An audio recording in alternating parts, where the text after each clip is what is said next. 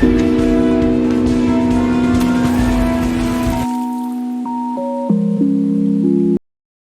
guys, so I'm gonna be honest with you. The audio for this episode was pretty screwed up. It's something with my recording, the way it's set up, so I'll have to figure it out because I've tried out different mics and it's still having the same issue. So the audio for this episode is pretty bad, but me and Rundacourt did still have a good back and forth, good conversations, good takes. So I still wanted to upload the video, but yeah, the audio is kind of bad, so there won't be any clips for this episode either. Uh, Instead, I'm just gonna do a video kind of summarizing me and Rundacourt's takes so that people can watch that video if they don't want to deal with the audio of this video, and they still pretty much get what this episode had. Anyway, let's get into it. All right, Nathan Budnett, episode 18 with my man Rundacourt. The voice, the Discord was lagging a little bit, so hopefully it starts working a little bit better here. But we got my man Rundacourt. He's got about 400 subs on YouTube. I don't know how many followers on Twitter, but he's got like a bunch of following on Instagram, like over 50,000 followers on Instagram, so that's crazy. So tell him what's up, my man. Introduce yourself. No, thank you, sir. Appreciate the nice words. But yeah, thanks for having me on the podcast. Appreciate it. I'm Rundacourt, but James, as you know, follow me on Instagram at Rundacourt, 51K over there, and counting. YouTube at Rundacourt, and that's all I got. I'm not on that Twitter yet. All right.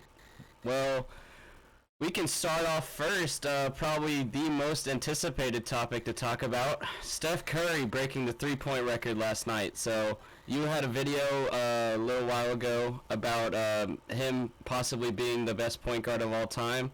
Do you think he's the best point guard of all time, or where do you put him at? What do you think of him breaking the record? All that good stuff. Okay, so Steph Curry for me is an interesting one. People think I'm automatically hating when I say he's not the best point guard of all time, but it's two different questions in my opinion. The best point guard of all time or the best player at point guard of all time? Mm-hmm. Because there's a few players I would have above Steph if we're talking about point guard and the job of a point guard, because usually a point guard's job is to play create, while I see Steph as more of a play finisher. I'm aware he could create as well, but I see him more of as finisher. With that being said, I still have him at number 2 in terms of all-time point guards, because even if we're talking the best players, just because Steph doesn't have that finals moment where he just changed the outcome by himself, like Magic did in his rookie season when he filled in for Kareem and dropped a 42-point double-double. Yeah, exactly, man. I had a video come out literally just this morning because I was like, all right, I gotta hop on the strike when the kettle's hot or whatever the phrase is. I was like, all right, time to put out a video on Curry. But I said I still put Magic above Curry because I said there's a difference between being the best shooter and being the best point guard. And Steph Curry right now, I would say, is one of like the best shooters, obviously with that record and him being able to snipe from anywhere on the court.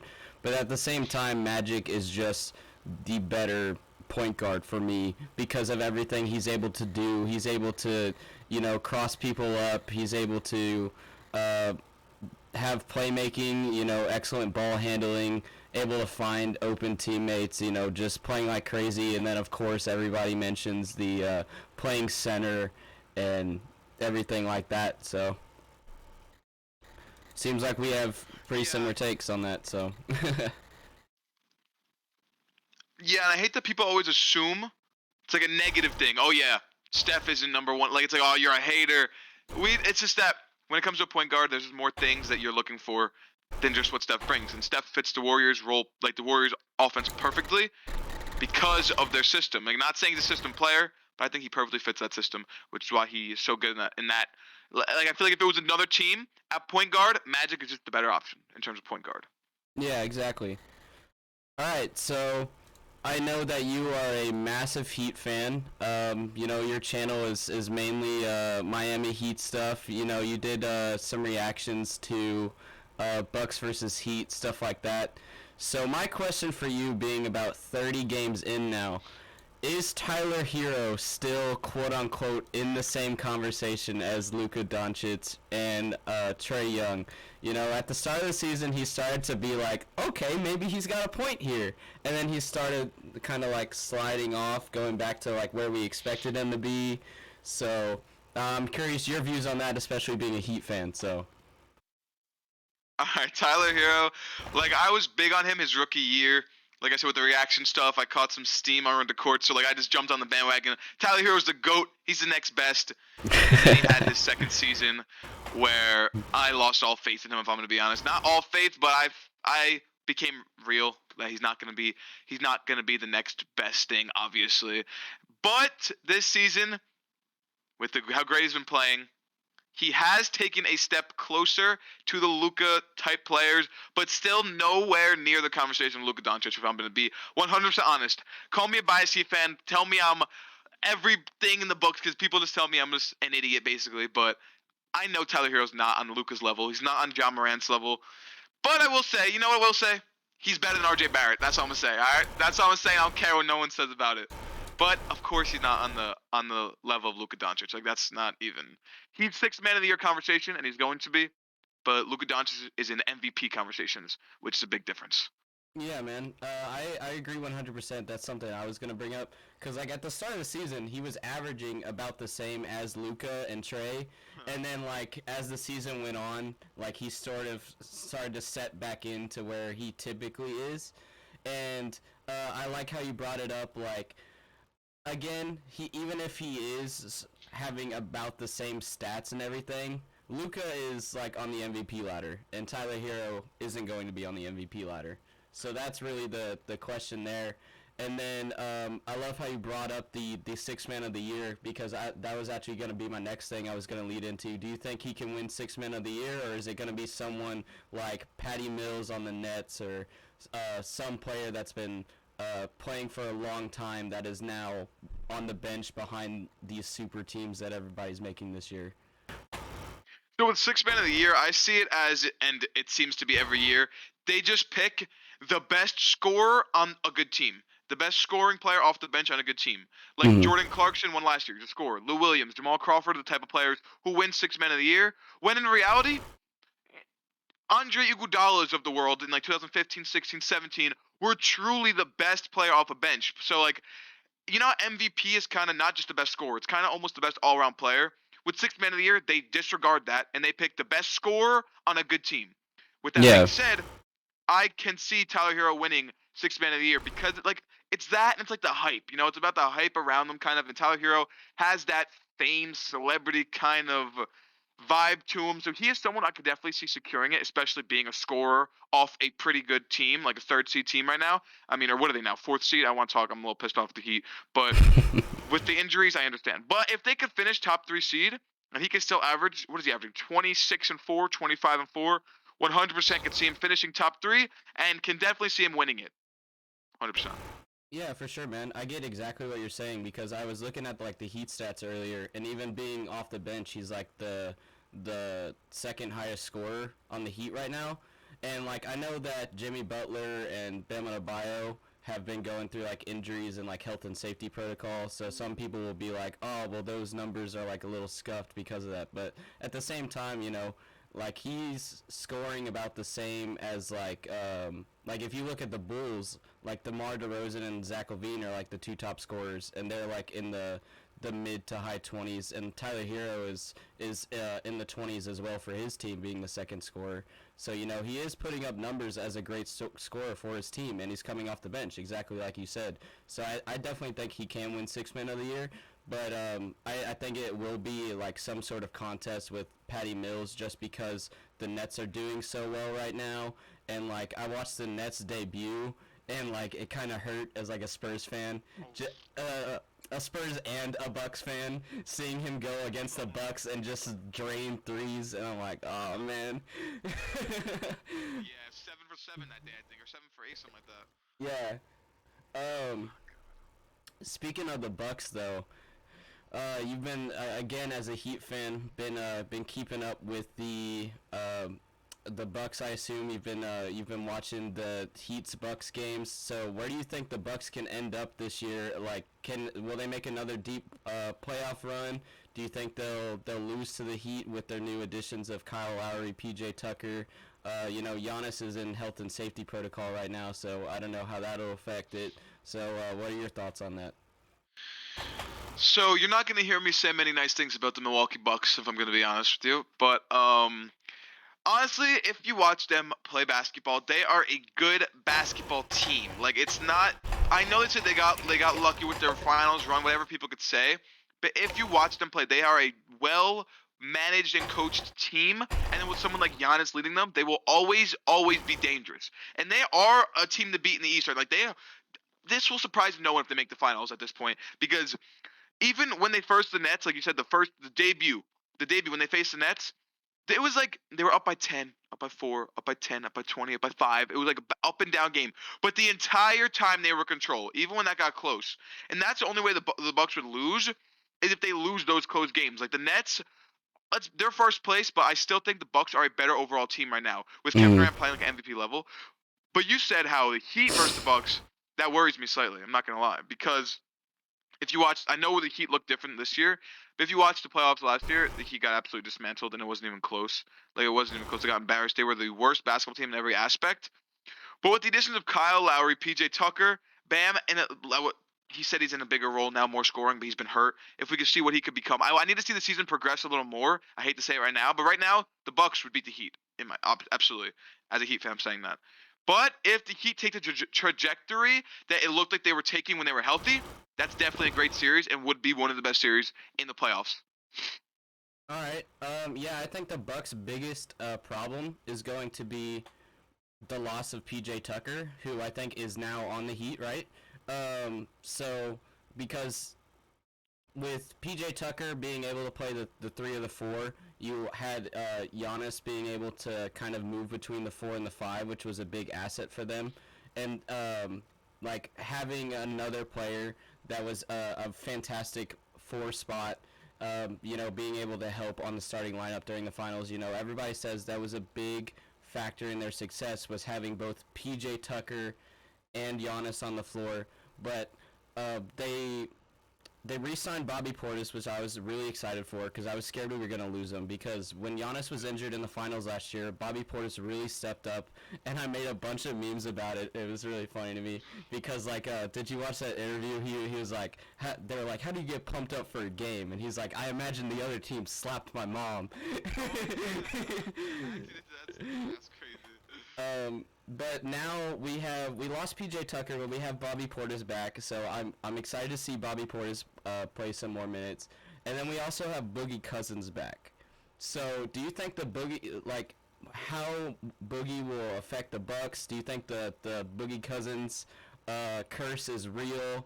Everything like that. Everybody says, once DeMarcus Cousins joins the team, that team like automatically tanks and everything, and like loses the playoffs. So.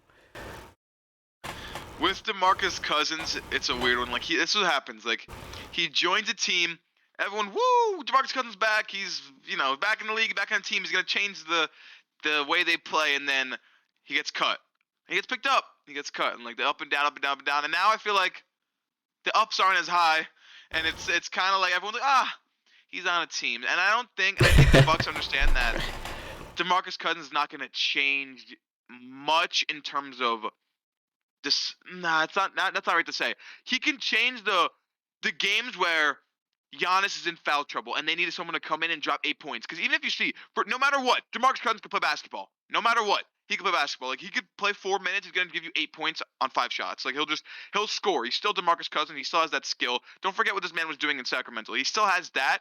And I don't think the curse is gonna be true, because I think the Bucks understand what he brings. So, like, if they don't need him, they won't play him. They're not gonna feel pressure to put him in. So I Mm-hmm. don't think he's Oh, you when they cut lost out. the finals. You're good. Oh, You're good. It just lagged oh, for a second, but I got what you were saying, so you're good. okay.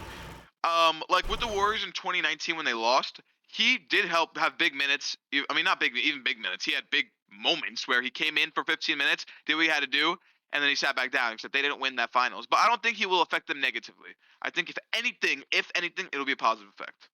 Yeah, I get exactly what you're saying. Like, even if the quote unquote Boogie Cousins curse is real, like they don't even have to play him, so the curse won't have to take effect. You know, because they still have Brook Lopez, who I'm not gonna lie, I kind of hated Brook Lopez in the finals because you're a fucking center taking threes. What are you doing? But but at the same time, you know, Brook Lopez is a great defender, and then you also have the thing that everybody is constantly talking about, which is especially when we had PJ Tucker again, but I feel like we can still do it with Bobby Portis, which is put Giannis in at the fucking 5 for God's sake, and then put Bobby Portis or somebody in at the 4, and we're just elite. So like I don't know how much we'll play Cousins. The thing that's gonna worry me is like Cousins not even being on the like something that doesn't even have to do with Cousins being on the floor. It has to do with like stuff in the locker room or like off the court, because Cousins is like known for being, you know, that hothead, that guy to like instigate, and you know, being this big buff guy, like you know, wanting to start stuff. And then you have Giannis, that's the exact opposite, not wanting to start anything, very humble guy, just there to play, and everything like that. So it'll be interesting to see kind of like how those clash, like being like having a guy like Boogie that's just going out there being like, I want to destroy everyone and everything in front of me, and then Giannis just being like, yeah, I just want to play the game. Yeah, I can see that. I feel like, but I see that he is a hothead and he always, you know, tends to get into trouble. But I feel like he's at a point in his career where he knows he can't do that anymore because he's not what he used to be, and he doesn't bring what he used to bring. So at this point, if he's making trouble in the locker room or just getting unnecessary texts and actually being a liability on the court or not on the court, I think the Bucks know what they have to do, and I don't think they will hesitate to get him out of there. I mean, but I don't, like I said, I don't think Boogie. I think Boogie knows he's not in a position to do that anymore. Yeah. So without getting like too political and into like the science of it and everything, there has been some talk of Kyrie potentially taking a vaccine if it becomes plant-based, and some hope for him coming back this season. If Kyrie does come back this season, do you think the Nets will be able to beat the Bucks again? Like we were talking about, like the Nets Bucks debut, Kyrie wasn't in that debut. So do you think it changes, and how much it changes the take you had earlier about the Bucks going deep in the playoffs and the Bucks being the team to beat in the East and everything like that? So if Kyrie comes back, the Nets are winning the NBA championship, especially with how Kevin Durant is playing right now. Kevin Durant is taking that obviously leading scorer role, while James Harden isn't shooting necessarily well and being more the playmaker. So Kyrie would be the final piece to the puzzle, and they will be truly unstoppable, I think. Because with Kyrie being the second scorer and James Harden being the fully playmaker, like just drop into a playmaker role, averaging like 18, 12, and 10, I think the Nets will absolutely be the best team in the NBA. No team will beat them, and they will cruise past through the East. And if anyone gives them trouble, I would think, as of right now, I think it can be a healthy Warriors team with Klay Thompson back and Klay Thompson in peak form. That is a team that I see giving them trouble just because the Warriors play such good basketball. But I don't think any other team would even have a chance. Not even the Bulls in their best form. No team has a chance. If Kyrie Irving comes back with at least 25 games left in the season and they have time to get some chemistry, some flow, they are dangerous and can be the best team we've seen in a long time. All right, yeah. My old co-host Fernando is in the chat right now. He says if Kyrie is on the board, Nets win it all. And then he also just hopped in to reference what we were talking about earlier. He said Curry over Magic now that he broke the record. I disagree. We talked about that earlier, Fernando. I think we both said Magic is still above Curry. And then he said he's a Rockets fan, so now he's just talking bullshit in the chat to be funny. But he said Rockets have the best future in the league. I think they have really good draft picks and everything, but I mean they gotta start winning some games. So yeah, and I gotta take Kevin Porter out of the point guard role, in my opinion. yeah, they have great draft picks. It'll be interesting to see like how they compete with OKC though, with OKC having a bunch of draft picks. But again, OKC did just have that loss last week, and we talked about that last week. Talking about that loss really affects them because now nobody's really gonna want to play there. You know, if somebody gets drafted, they may like request a trade like early into their career and everything like that. So Yeah, making the Rockets are an interesting one. Like they have a lot of young players. I mean, they were on a win streak to be fair, if I'm gonna be honest. They had what, like a 6-game win streak, something like that, maybe even 7. yeah, And Christian Wood looks great. Jalen Green has his ups and his downs, but obviously as a rookie, you're not too worried about seeing the field goal percentage. You kind of want him to get into a groove. I just hate Kevin Porter Jr. at point guard. I know he wants to be that role, but I just feel like he's not. He shouldn't be a point guard. I mean, he's more of a shooting guard, small forward, in my opinion. I think it is to actually get the most out of him. And the Rockets are looking up overall. I will give him that. They are looking up, especially with the fumbling of James Harden, how they could have got Ben Simmons, or they could have got someone better. They ended up, I think it turned out to be James Harden. After all the trades, they ended up with Kelly Olynyk and Avery Bradley. Like they turned James Harden into Kelly Olynyk and Avery Bradley, and that was a fumble. So I think they recovered well from that already. I think they're looking up overall. Definitely looking up. yeah. Speaking of like the Rockets trade, and I'm gonna be completely honest here. I'm just gonna let you rant because I have zero take on this. I have not been watching him close enough to have a take. But speaking of like the Harden trade and everything like that, how do you think Victor Oladipo will perform this year, and how he'll fit with the Heat? I haven't been watching him close enough to have really any take on it. But you as a Heat fan, I'm interested your opinion on it. So Victor Oladipo so he hasn't played a game this season yet, and he actually just started traveling with the team, which is exciting as hell as a Heat fan. But what Victor was doing at his best point, like 20 points a game, 21 points a game, kind of that scorer, defender kind of guy, I do not expect him to be such a pivotal role in terms of scoring. I think he's exactly what the Heat need. A healthy team, a healthy Heat team with Victor Oladipo is literally the perfect fit. Because the Heat, even when they made their finals run, they're never about that one player kind of doing it all, like leading them and everyone else follows. It's kind of like one player takes the lead in one night, and one player takes the lead another night.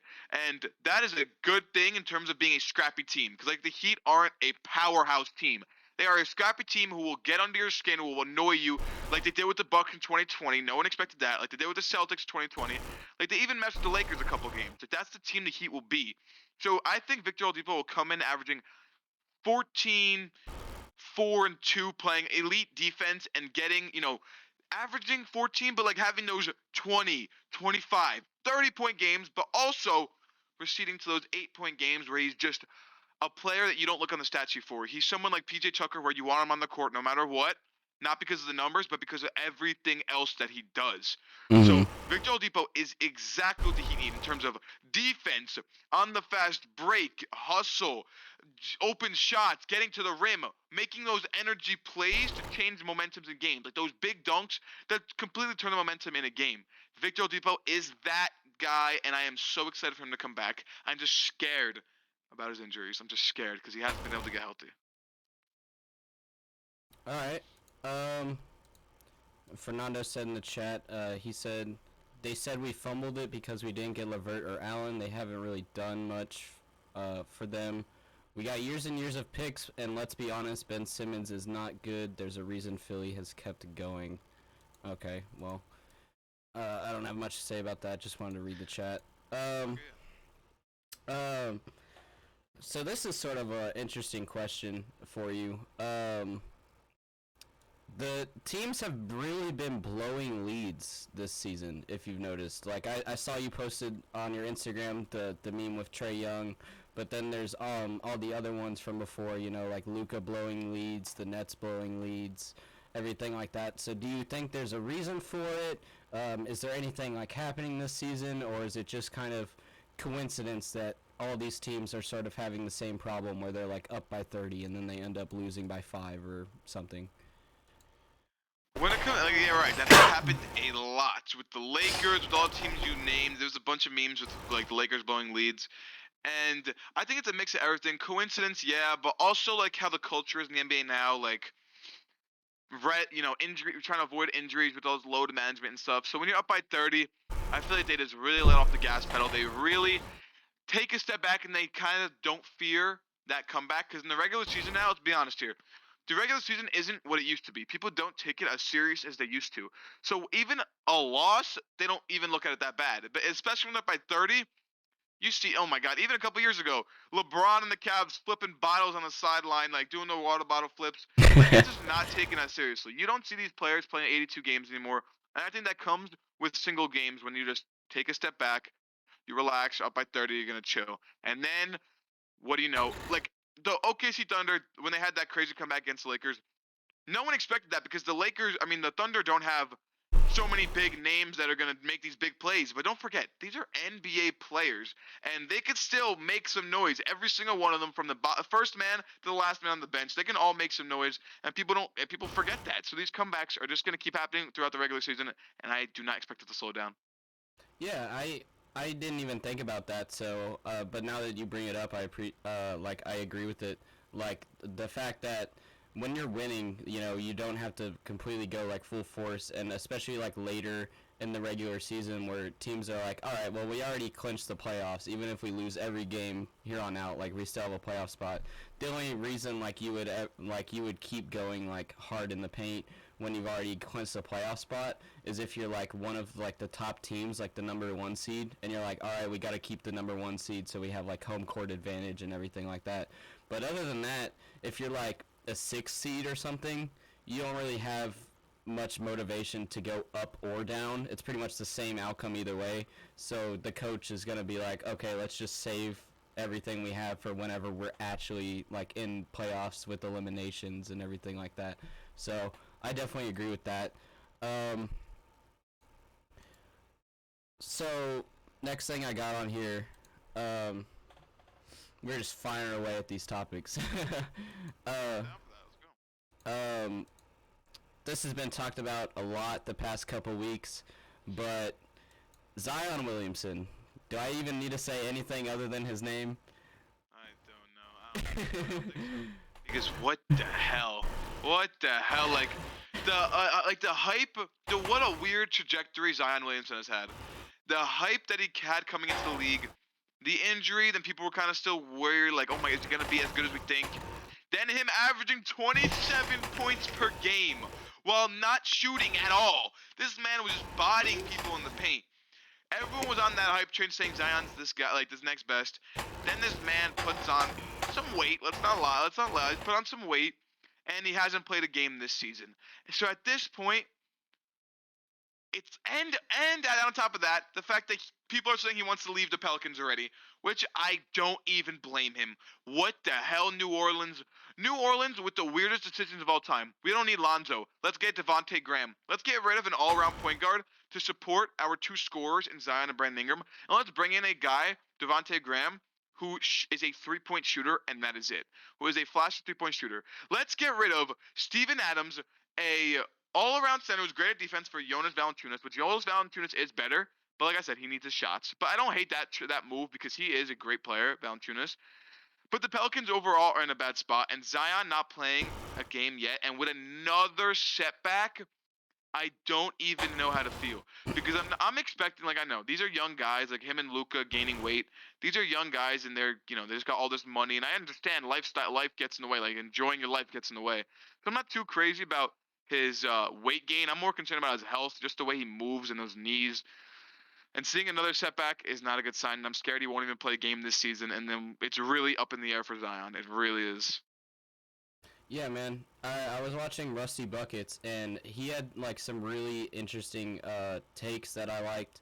Like he said, Zion is in such a weird position right now because of the media attention. Because he's like, if you make fun of any injured player or any injury, you're immediately seen as an asshole. Like if you make fun of an injured player, you're an asshole. But yet with Zion, it's okay because it's all because of weight. But if that happened to like another player, like if you're like, this guy, he twisted his ankle, haha, like, or like if you laughed at Clay, like after the finals, like, he tore his Achilles. It's like, you're just an asshole. But then like Zion gains weight and he has like a knee injury, and everybody's like, haha, look at Zion, fat ass. Like it's you know, it's such a weird dynamic. And he talked about the problem with Zion and the Pelicans right now is finding a way to break the cycle.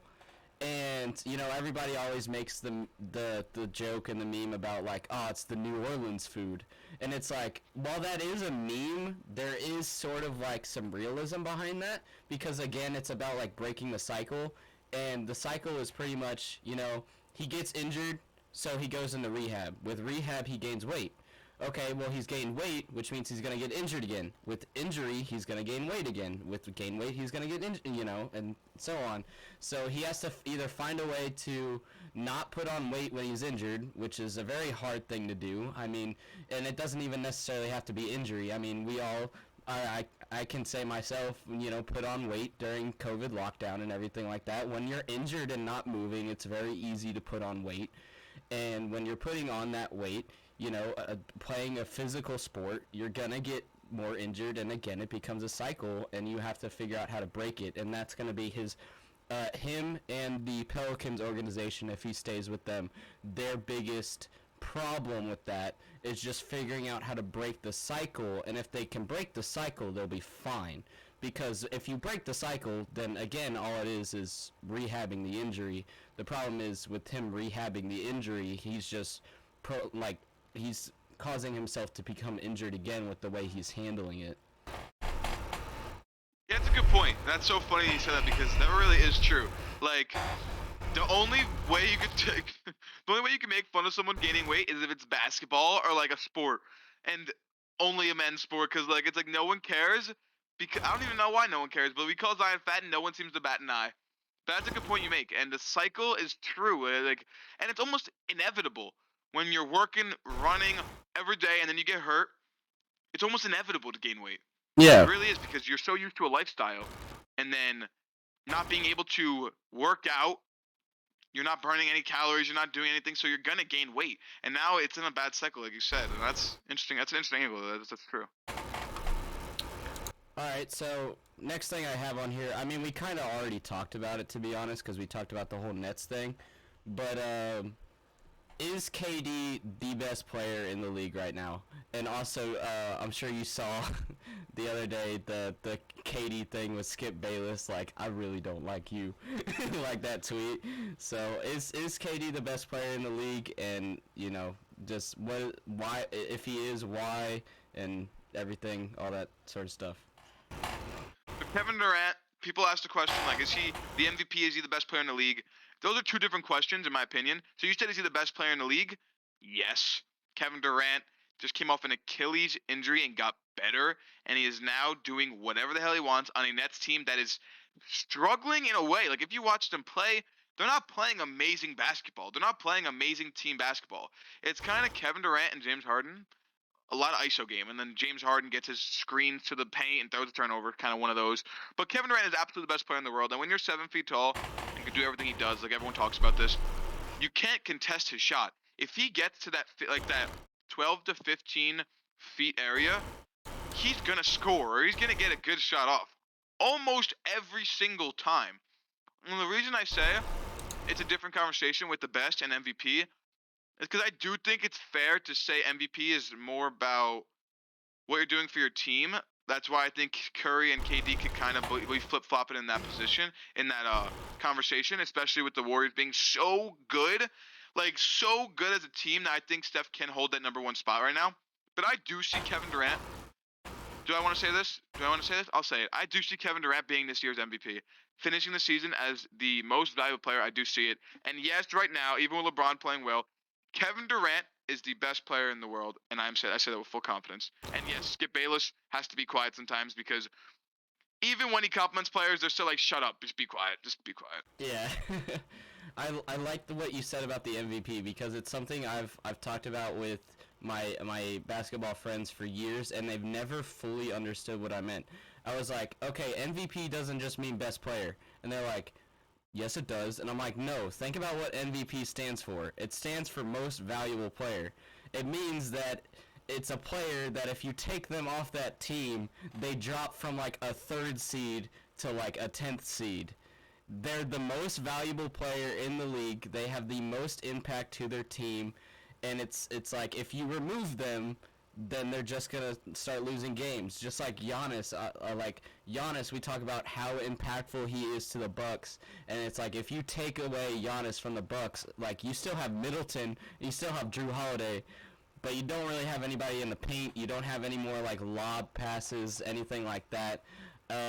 And Giannis is in health and safety protocol right now, and I guarantee you, like as long as he's in health and safety, they're gonna lose like the next 5 games or something without Giannis.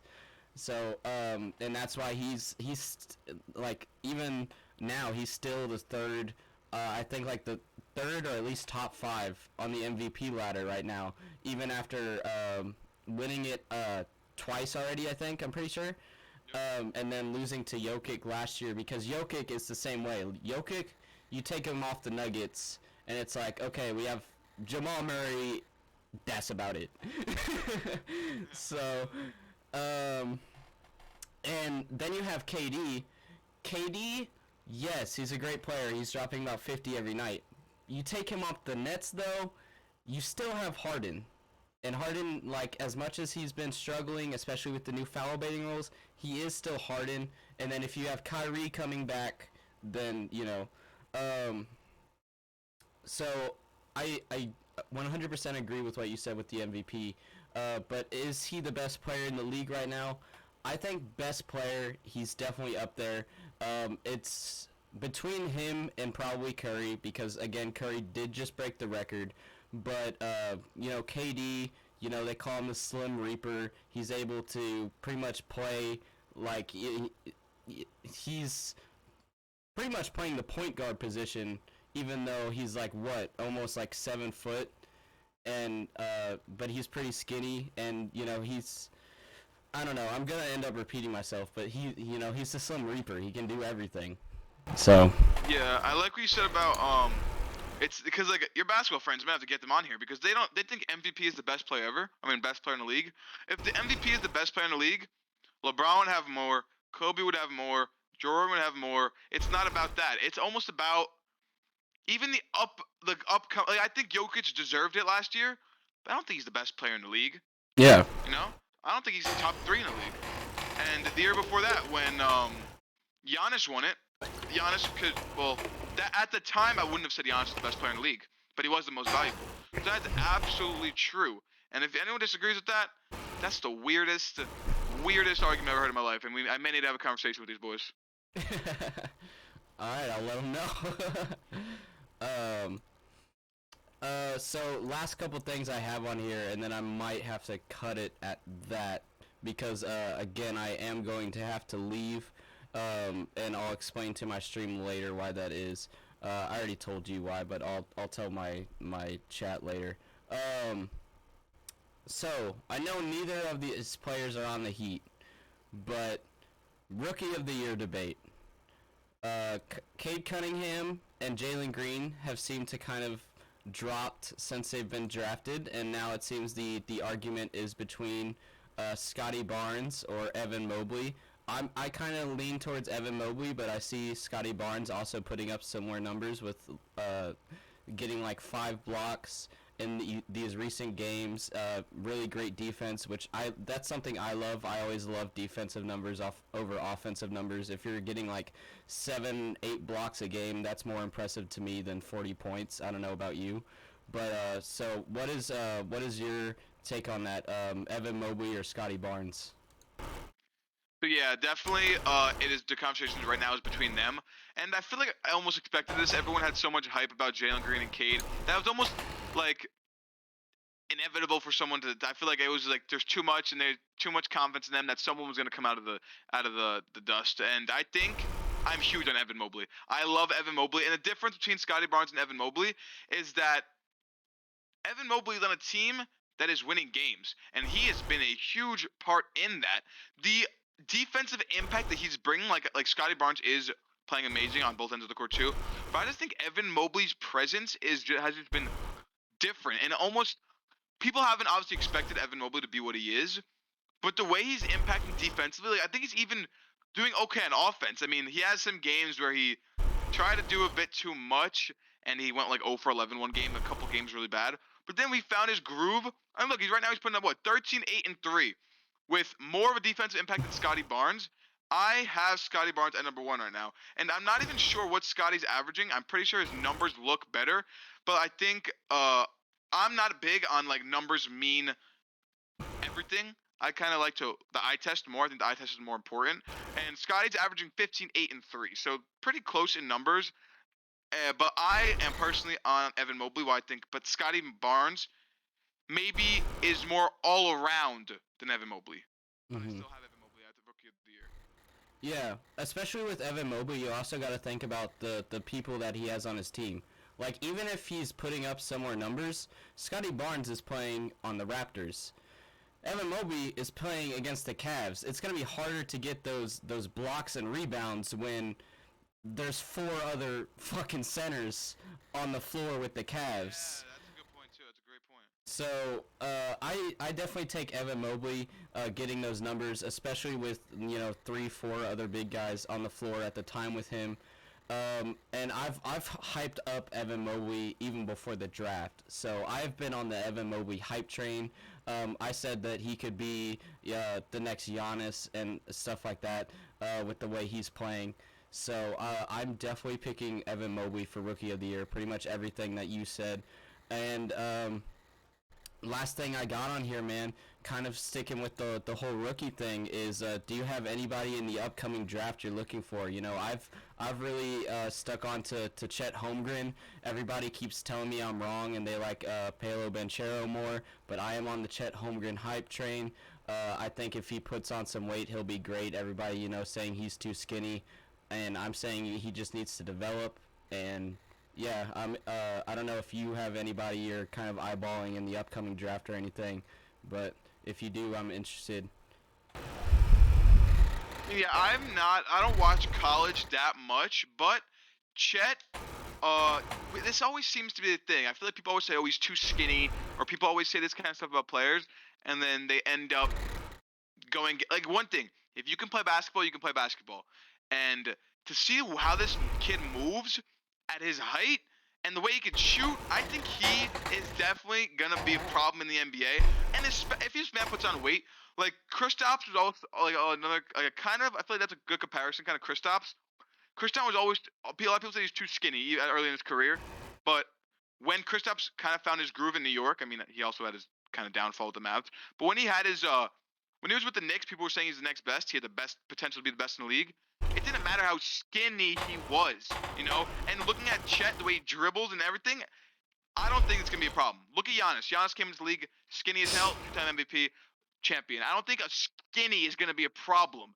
Like, people always say that because I feel like a lot of people also do try to downplay greatness and like potential greatness a lot. But I don't think he's too skinny. But that other kid's name, what's his name? You said it before. Paolo Banchero.